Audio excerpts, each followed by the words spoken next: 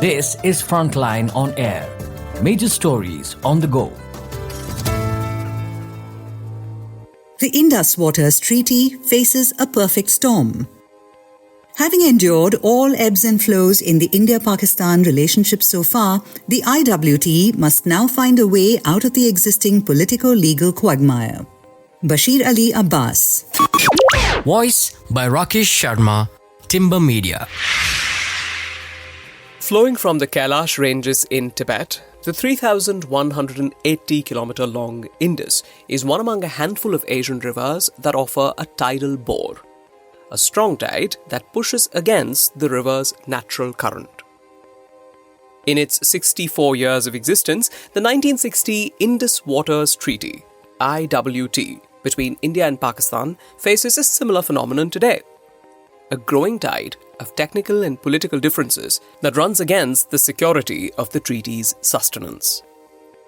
Born out of prolonged negotiations between India, Pakistan and the World Bank in the late 1950s, the IWT has long been touted as the benchmark of institutional bilateral water-sharing arrangements, especially as it has weathered the storms of 3 wars and multiple crises, proving its isolation from political disputes. Between the treaty coming into force in 1960 and 2022, the commissioners of the Permanent Indus Commission, PIC, from both sides have met 118 times in India and Pakistan. Today, the IWT arguably faces a perfect storm, a protracted technical dispute over the interpretation of treaty provisions situated against a minimal bilateral relationship between India and Pakistan sans diplomatic or economic ties. While the former's resolution has run into a headwind, the latter shows no signs of a thaw, jointly producing an unprecedented predicament. The arrangement between India and Pakistan for the Indus system was envisaged as a cooperative engineering effort focused on development born out of the initial efforts of David Lilienthal. With the support of the World Bank since 1951, then presided over by Eugene Black, India and Pakistan eventually reached a pragmatic water-sharing arrangement instead, with the bank stepping into a mediatory role not assigned to it in its statutes. Rather than consider Lilienthal-Black's proposals for joint development of the Indus, Nehru asserted that while both sides should have a joint consultative and advisory machinery, the operation of development projects should be separate. By 1960, the IWT had divided the Indus system, with the western rivers of Indus, Jhelum and Chenab being assigned to Pakistan and the eastern rivers of Ravi, Satluj and Beas to India. While roughly 80% of the system's waters serviced Pakistan, India was free to manipulate the western rivers for domestic, agricultural and non-consumptive uses, including power generation projects that are run of the river, meaning that water is allowed to let flow to the lower riparian without disruption. Because of India's status as the upper riparian state, Indian projects have been scrutinized more than Pakistani projects against this provision, directly contributing to the current dispute. 3-stage dispute resolution mechanism. The IWT has a 3-stage dispute resolution mechanism that is well known. A question over treaty interpretation is referred to the PIC. A difference is referred to a neutral expert, that is NE, and a dispute is referred to a court of arbitration, COA. While both the NE and COA are appointed by the World Bank, Article 6 of the IWT explicitly states that the provisions enabling the COA will not apply to any difference while it is being heard by the NE. Both India and Pakistan have had varying experiences at these World Bank-facilitated processes. For instance, India secured a favourable outcome for its Baglihar project on the Chenab River in 2007 through an NE-led process. On the other hand, Pakistan secured a COA-induced obligation in 2013 for India to release the requisite volume of water for Pakistan's Neelam Jhelum project.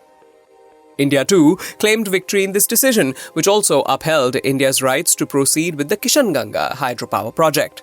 While Pakistan's objections to the designs of India's Kishanganga and Ratle on the Chenab River hydropower projects date to 2006 and 2012, respectively, the differences that remained despite the 2013 COA decision on the Kishanganga project were sought to be mediated through an NE. However, in the months that followed, Pakistan turned away from the NE and favoured the constitution of another COA, a move that not only India, which sought an NE, but also Pakistan's counsel in the 2013 case, criticised. Moreover, the World Bank itself recognized the procedural puzzle. It paused both proceedings, and its press release from December 12, 2016 reads, quote, "Both processes initiated by the respective countries were advancing at the same time, creating a risk of contradictory outcomes that could potentially endanger the treaty." Unquote. In an inexplicable move that undermined its own 2016 reasoning, the bank announced in April 2022 that it would resume both processes simultaneously, with Michel Lino as NE and Professor Sean Murphy as COA chairman. This means that at least until April 2022, the IWT's dispute resolution mechanism and the bank's involvement in mediating differences and disputes evidently continue to generate negotiations in good faith between India and Pakistan, notwithstanding their latent grievances. Both sides also had enough concerns about projects in either state causing fait accompli or ecological risks, the Kishanganga project for Pakistan and the Diamir Basha Dam for India. India calls for modification of IWT. On January 25, 2023, India sent a formal notice to Pakistan calling for a modification of the IWT, with Indian officials justifying the notice on the basis of Pakistan's quote-unquote intransigence vis-a-vis the IWT and to, quote, incorporate the lessons learned over 62 years, unquote. Pakistan's reaction to the unprecedented development was quick and bitter.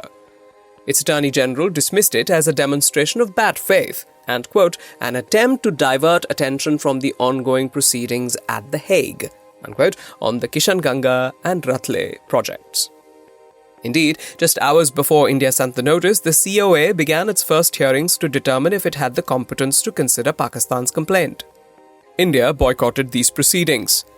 By July of that year, the court affirmed such competence in a unanimous decision, which is binding on both parties and without appeal, rejecting India's objections. India extended its boycott to the merits stage of the case, which continued ex parte in India's absence and escalated its objections. India asserted that it, quote, cannot be compelled to recognize or participate in illegal and parallel proceedings not envisaged by the treaty, unquote. While India maintained its quote-unquote consistent and principled stand that the court has been constituted in contravention of the treaty's provisions, Pakistan joined the NE's proceedings that began on India's request. By August 30th, 2024, India escalated its resistance to the ongoing proceedings at the COA and Pakistan's indifference to India's concerns. It sent a fourth notice to Islamabad calling for intergovernmental consultations under Article 12, Section 3 of the IWT due to fundamental and unforeseen changes in circumstances that require a reassessment of the treaty. More significantly, India officially suspended meetings of the PIC, which has not met since May 2022, until Pakistan committed itself to renegotiating the IWT's provisions. The Pakistani Foreign Office responded by reiterating that the IWT has served bilateral interests well for decades and is, quote, the gold standard of bilateral treaties on water sharing. Pakistan is fully committed to its implementation, unquote. It added that it expected India would remain committed to the treaty and that the PIC is the appropriate forum to discuss the treaty's issues. India's January 2023 notice was partly motivated by its objections to the World Bank's continued involvement as a third-party mediator, catalyzed by the bank's 2022 decision on the parallel proceedings. In sharp contrast, Pakistan's rationale for cooperating with the NE and resisting India's call to modify the treaty's dispute resolution mechanism in particular is grounded in Pakistan's desire for continued international involvement in the IWT. This arguably mirrors the position of both sides on their larger dispute over Kashmir, where India has rejected third-party involvement since the Shimla Agreement of 1972, while Pakistan continues to seek internationalization of the dispute. Moreover, India's rationale for stopping the PIC meetings is to force Pakistan into talks over the treaty's provisions at large, even if a strong focus remains on the dispute resolution mechanism. Pakistan has few incentives to do so unless India itself agrees for talks at the political level. Pakistan has called for engagement numerous times at multiple levels of leadership over the past 2 years, while India has responded with indifference because Pakistan associates any engagement with India to the demand that India roll back its 2019 constitutional changes in Jammu and Kashmir. India's de-hyphenation of Pakistan at the strategic, that is, political, level seems to have met its match from Pakistan at the tactical, that is, the IWT level. This, of course, can be punctured if the parallel mediation process throws up new issues. Essentially, Pakistan is the high contracting party that objects to two projects, the Kishanganga and Ratle hydroelectric plants, which it alleges contravene the IWT's provisions. However, it is also Pakistan that has the greatest interest in retaining the treaty in its current form. Both require Indian cooperation, especially the enforcement of any arbitration decision. Hence, in the event that the COA and the NE deliver decisions that contradict each other even in part, Pakistan, by its own admission, will have to resort to bilateral consultations with India to service its own interests. At odds over treaty interpretation. Both states are also fundamentally at odds over treaty interpretation. In January 2023, India's External Affairs Minister asserted that the issue was a technical matter to be discussed by the PIC before next steps are discussed. By August 2024, India eliminated the PIC from the equation entirely. From India's perspective, the PIC's ambit extends insofar as differences over the IWT's extant provisions and their implementation are concerned. Amendments to the provisions itself and changes to the treaty fall to the governments of both sides. Here, Article 12, Section 3 fully empowers India to call for such consultations. Even if Pakistan interprets the PIC's jurisdiction to extend into amendments of or additions to the treaty itself, it does not prejudice India's invocation of 12.3, which does not make any inter-government consultations contingent on PIC meetings. The IWT in its current form has long been deemed untenable, especially due to significant demographic and climatic changes since the treaty was signed in 1960, and badly in need of amendments. In 2021, the Parliamentary Standing Committee on Water Resources in India explicitly recommended such amendments, calling for, quote, an institutional structure or legislative framework to address the impact of climate change on water availability in the Indus Basin, unquote. Ideally, both states should negotiate such amendments under the auspices of Article 12, Section 3 of the IWT at the intergovernmental level. However, the prospect of any negotiation over updating the treaty is clouded by perceptions of bad faith in an ongoing primary dispute over its implementation. This, in turn, is exacerbated by a secondary dispute over how the primary dispute should be resolved. Adding to this complex mix of politico-legal variables is India's increasing association of its obligations under the IWT with security concerns. The resurgence in Pakistan's support for cross-border terror, especially in Jammu, has undoubtedly been factored into India's fourth and latest notice, since Indian officials added it as an explicit concern driving India's approach to the treaty. Indeed, cross-border terror has induced New Delhi to double down on its long-standing concerns pertaining to the one treaty that has endured all ebbs and flows in the relationship. The cumulative effect of the steadily escalating issues over the IWT only undermines the idea of pacta sunt servanda, the oldest principle of customary international law and codified in the Vienna Convention of 1969, that parties to an agreement will abide by its provisions in good faith. Despite its increasing securitization and politicization, the imperative to adapt the IWT to the threats of climate change remains. However, similar to the founding rationale for the arrangement and true to Lilienthal's ideas, the inescapable tyranny of geography necessitates Indian and Pakistani engagement over the Indus system, whether direct or indirect, for the welfare of their populations, whether within the IWT framework or within an entirely new mechanism. While the IWT's fate can spell a further breakdown in India-Pakistan ties, it is equally possible that renegotiating the arrangement in part or in whole can generate greater bilateral trust that can flow upstream to the political level, breaching the dam of disengagement. Indus Waters Treaty, a timeline. The Indus River system originates in the Kailash mountain range. It is one of the largest river basins in the world with a total length of 2,900 kilometers. The Indus River basin is spread across Punjab, Jammu and Kashmir, Himachal Pradesh, Haryana, Rajasthan and Chandigarh. 1947. After partition, the Indus River system was divided between Pakistan and India. 1948 May. Following a dispute between the East and West Punjab governments over sharing of Indus waters, India and Pakistan sign an inter-dominion accord.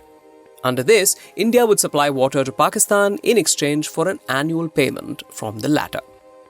1951.